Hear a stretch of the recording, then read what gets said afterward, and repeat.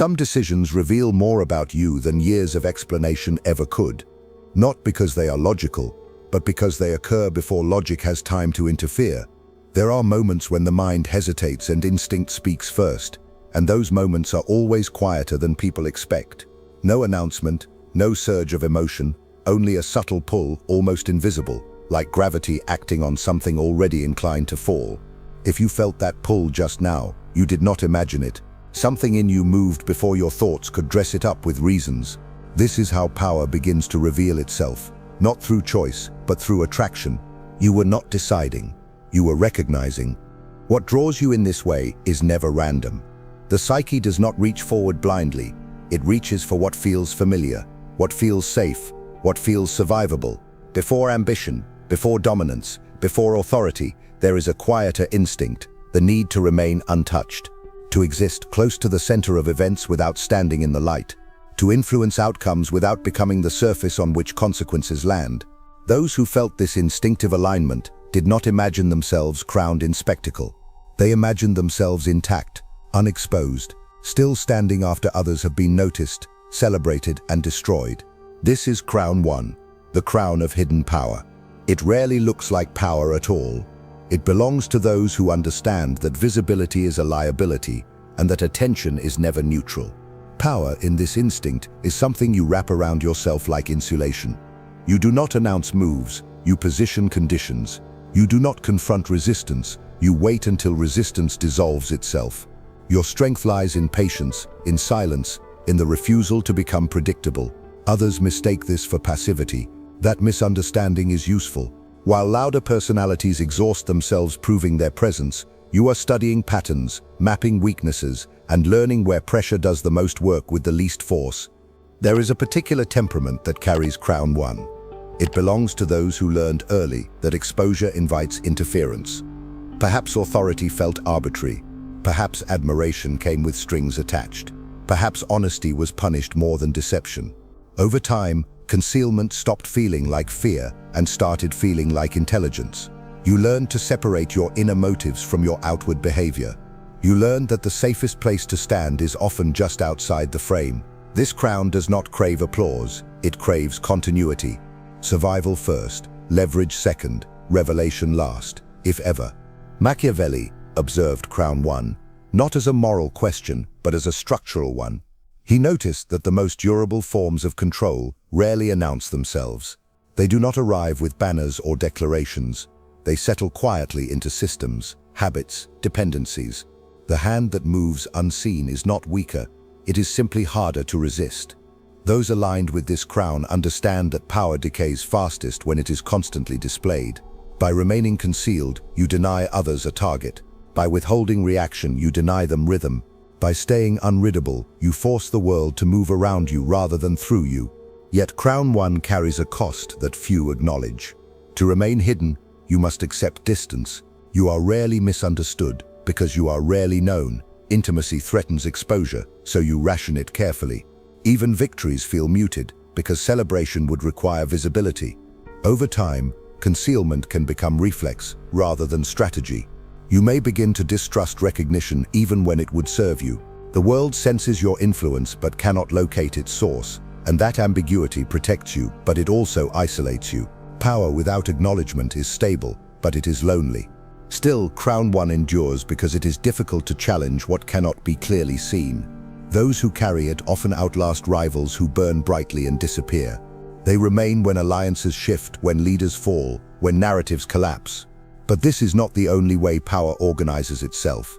There is another crown, chosen by those who do not insulate themselves from attention, but step directly into it, and once that instinct awakens, it can never remain hidden for long. You did not choose concealment because you lacked strength.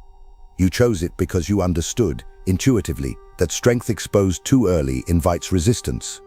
Those who live inside this instinct do not rush toward confrontation. They sense when a situation is unfinished, when silence will force others to reveal themselves, when time itself becomes an ally. While others mistake urgency for decisiveness, you recognize that the most effective moves are often delayed, placed like weight on a structure already under strain. Nothing dramatic occurs at the moment of influence.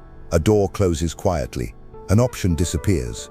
A path narrows until only one direction remains, and no one can quite explain when that happened. This instinct refines itself through observation. You watch how people betray their intentions through repetition, how power announces its own insecurity, how those who speak the most often know the least about what is coming next. You notice who grows anxious in silence, who rushes to fill space, who cannot endure ambiguity. These signals become tools. By offering less, you receive more information. By resisting the urge to clarify, you force others to expose their assumptions. Control here is not seized, it is accumulated, layer by layer, moment by moment, until outcomes begin to align with your interests without visible effort.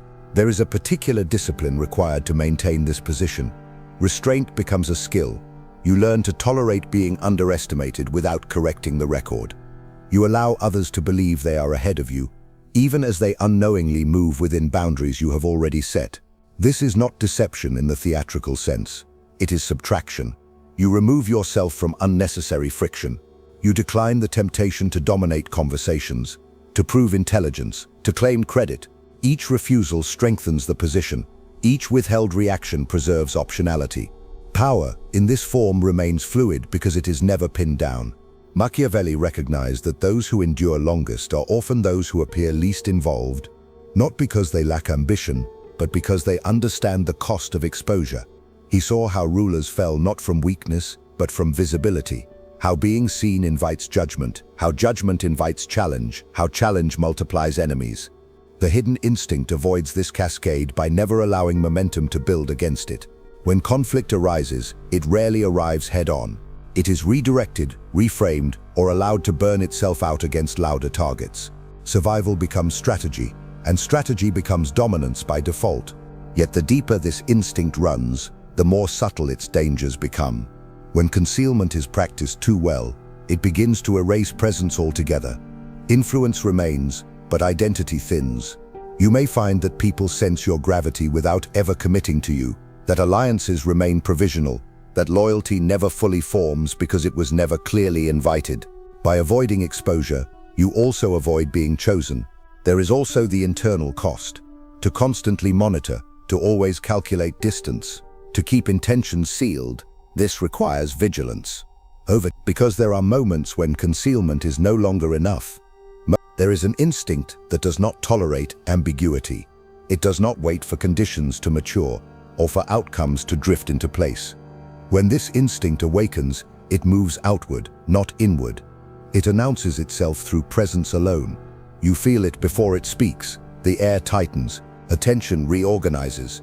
People adjust their posture without knowing why. This instinct does not ask whether it should be seen. It assumes visibility is the natural state of power. Where concealment protects, this instinct confronts. Where silence gathers leverage, this one applies pressure directly, compressing the environment until resistance yields or breaks. Those drawn to this crown did not feel safety in insulation. They felt suffocation. To remain unseen felt like surrender. Power, to this temperament, is only real when it is acknowledged in real time. Influence must be felt immediately, or it decays. These individuals learned early that hesitation invites challenge, and that space once left unoccupied will be taken by someone else. They do not wait for permission, because permission, in their experience, never arrives unarmed. They move first. They speak first. They establish hierarchy through action rather than patience. This is Crown 2, the crown of dominant power. It thrives on momentum. It sharpens itself through friction. Conflict does not repel it. Conflict clarifies it. Those aligned here often discover that their presence alone reshapes rooms. Decisions accelerate around them. Conversations narrow. Others either align or withdraw, and both outcomes are useful. This crown understands that uncertainty weakens systems, and that clarity, even harsh clarity, restores order. Where hidden power manipulates conditions quietly, Crown 2 rearranges reality in plain sight. It creates gravity so strong that others must respond. There is a particular psychology behind Crown 2. It belongs to those who learned that survival depended on being undeniable. Perhaps weakness was punished. Perhaps silence went unnoticed. Perhaps compliance led nowhere. Over time, assertion became armor. Volume became certainty. Speed became safety. You learned that the world respects force before it respects reason, and you adapted accordingly. To hesitate felt dangerous. To soften felt like retreat. You trained yourself to stand where others flinched, to push where others paused, to occupy the center of tension rather than circling its edges. Machiavelli recognized Crown too, not as cruelty, but as necessity under certain conditions. He observed that in unstable environments, restraint is misread as fragility. When order is thin, power must be visible to exist at all. Those who wear this crown do not trust systems to protect them. They become the system. They do not rely on reputation to precede them. They rely on immediacy. Their authority is not inferred, it is experienced. Resistance does not gather quietly against them because it rarely survives the first encounter. But Crown too extracts its payment. To remain at the center of force requires constant output. Momentum must be fed. Silence becomes dangerous because it invites challenge. If assertion stops, something else fills the vacuum. This creates a rhythm of perpetual engagement. You must always be sharper, faster, louder, more decisive than the environment around you. The moment you slow, the hierarchy you established begins to destabilize. Power remains, but only as long as it is actively reinforced. There is also a narrowing effect.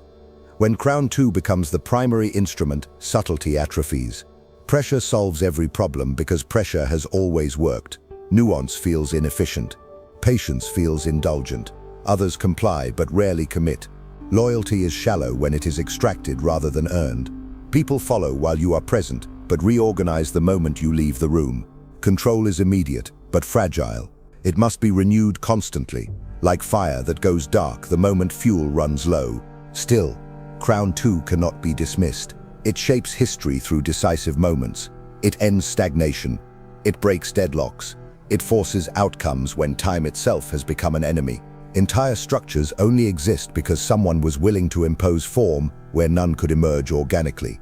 But dominance has a ceiling. There comes a point where force alone cannot sustain legitimacy, where pressure produces compliance but not stability, where the environment begins to resist not out of weakness but out of accumulation.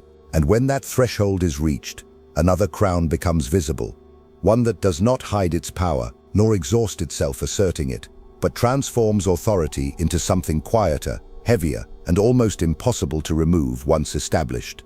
Dominant power survives on immediacy, but it matures through calibration. Those who remain trapped in pure assertion eventually discover its limits, often through resistance that no longer flinches. At this stage, the instinct begins to sharpen itself, not by retreating, but by refining where and when force is applied.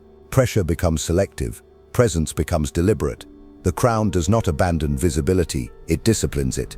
Power is still exercised openly, but no longer impulsively. Each move is designed not just to win the moment, but to shape the field so that future resistance feels futile before it even forms. Those who deepen this instinct begin to understand that domination is not volume, but timing. The room does not need constant reminders of who leads, only occasional, unmistakable demonstrations. Silence, once avoided, becomes a weapon rather than a vulnerability. When you choose not to intervene, others feel the absence like tension in the air. They anticipate correction before it arrives. Authority starts to exist even when you are not actively enforcing it. This is the transition from raw force to structured command. The crown remains visible, but it no longer needs to glare. Machiavelli observed that the most effective dominators were not those who struck often, but those who struck decisively, and then allowed the memory of that strike to govern behavior. He understood that fear sustained by unpredictability lasts longer than fear sustained by repetition. When people do not know when pressure will return, they begin to regulate themselves. This is the deepening of dominant power. Others internalize your authority. Compliance becomes automatic, not because you are always present, but because your presence has been made unforgettable. Yet this refinement introduces a new tension. As your authority stabilizes, the environment adapts. People learn how far they can move without provoking response. They test boundaries in quieter ways. Overt defiance becomes rare, replaced by subtle erosion, delays, reinterpretations, passive resistance.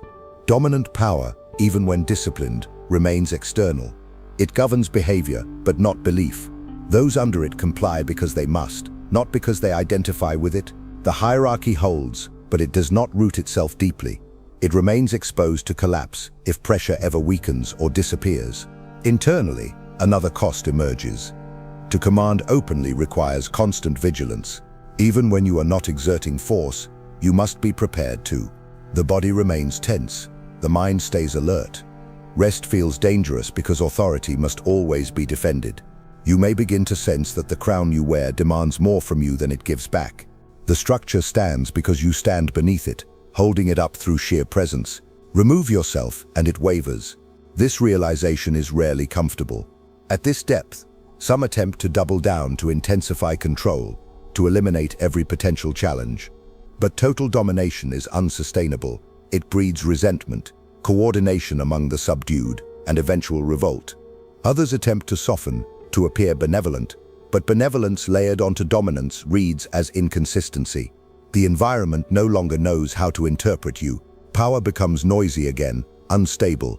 The very clarity that once made you effective begins to blur.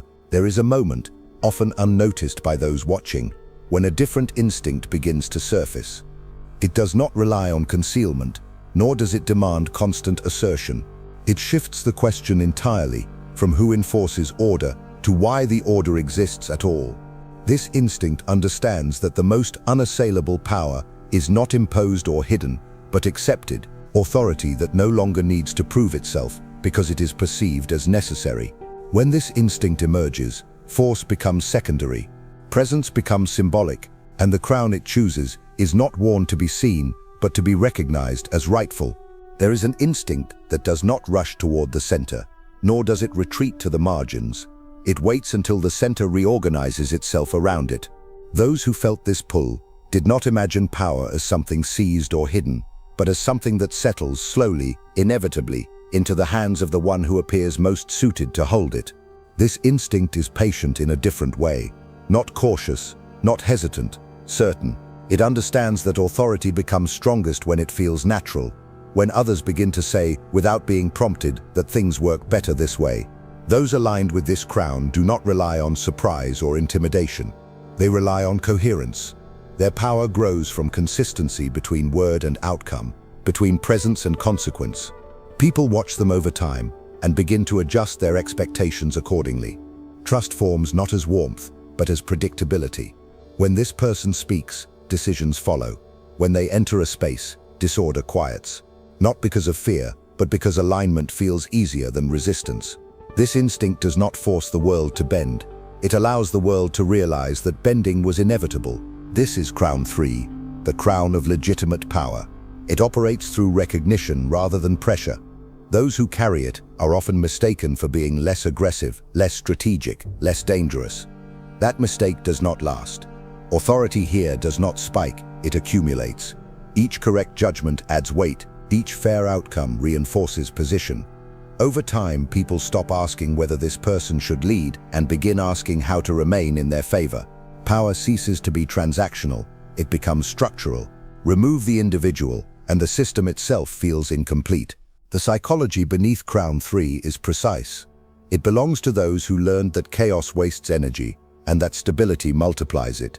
They are drawn to order, not because they fear disorder, but because they see how much potential dissolves inside it. They value rules, but not rigidity, hierarchy, but not cruelty. Their ambition is quieter than dominance and broader than concealment.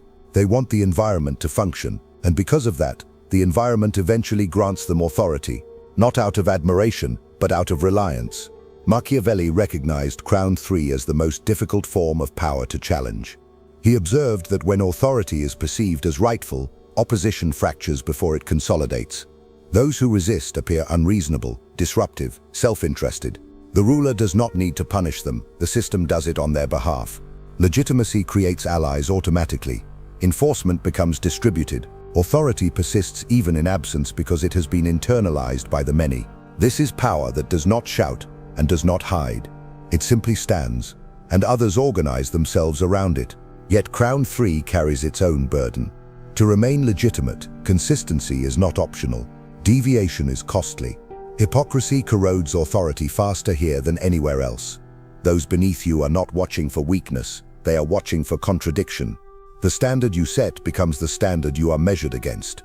You cannot retreat into secrecy when errors occur, nor can you overwhelm dissent with force without damaging the legitimacy that sustains you. Power becomes heavier, less flexible, bound to its own image. There is also the weight of expectation. Once authority is accepted, responsibility expands. Decisions ripple farther. Mistakes affect more lives. The crown, once settled, cannot be easily set aside.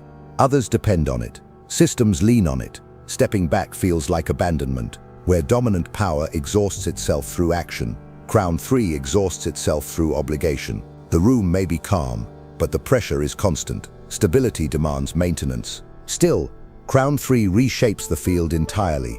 It outlasts concealment and outgrows dominance. It transforms power from a contest into an assumption.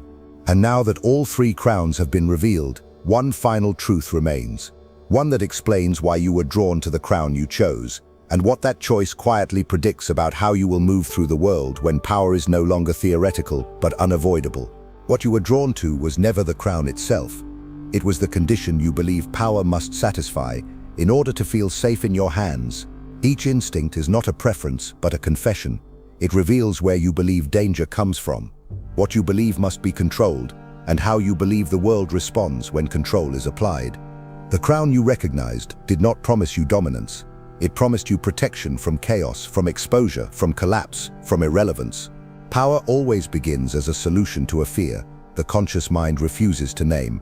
Those who aligned with concealment believe the world punishes visibility before it rewards competence. They seek power that cannot be taken because it is never clearly held. Those who aligned with dominance believe hesitation invites erasure. They seek power that announces itself so loudly that challenge never gathers momentum. Those who aligned with legitimacy believe instability wastes life itself. They seek power that organizes reality so thoroughly that resistance feels irrational. None of these instincts are wrong, but none of them are complete. Each crown solves one problem by creating another. Machiavelli understood that power does not belong to those who choose a method and cling to it, but to those who recognize when their method has become the threat. He saw rulers fall not because they lacked strength, but because they mistook instinct for identity. The hidden ruler who never steps forward is eventually bypassed. The dominant ruler who never softens is eventually resisted. The legitimate ruler who never adapts is eventually outpaced. Power is not lost through weakness. It is lost through rigidity. The final revelation is this: your instinct is not your destiny. It is your default. It is the posture you assume when you feel pressure, not the full range of movement available to you. The crown you chose reveals where you begin, not where you must remain. True mastery emerges only when you can shift between concealment, dominance, and legitimacy without confusing any of them for the self. The most dangerous individual is not the one who hides, or the one who commands, or the one who governs, but the one who knows when each posture is required and abandons it the moment it becomes predictable. This is why power appears elusive to those who chase it directly. They attach themselves to a single expression and defend it long past its usefulness. They protect the crown rather than the position it was meant to serve. But power is not loyal to symbols. It moves toward effectiveness. It settles where outcomes are produced with the least resistance and the greatest permanence. When you cling to one instinct, you make yourself legible. When you can move between them, you become difficult to locate. What you have just seen is not a test of personality, but a map of pressure. When the environment tightens, you retreat, you assert, or you stabilize. That reaction will shape your relationships, your leadership, your conflicts, and your survival. But now that it has been named, it no longer owns you. Awareness changes the equation. The moment you can observe your instinct operating, you gain distance from it. And distance is the first form of control. Power does not ask who you are. It asks what you will do when the conditions change. The crown you recognized answered that question honestly. What you do next determines whether it remains a limitation or becomes a tool. If you've made it this far, it's because a part of you already knows this truth. You were never meant to live without a crown. Some rule through silence, some through force, some through inevitability. But no one rules by accident. Now tell me in the comments, which crown called to you? And more importantly, are you ready to live with what that choice reveals about you? If this message touched you, if it felt uncomfortably accurate, write in the comments, "I accept my crown." Let's see how many here are truly ready to step into the power they were avoiding. And don't forget, keep watching the next video. It's important, much more than you imagine. See you there.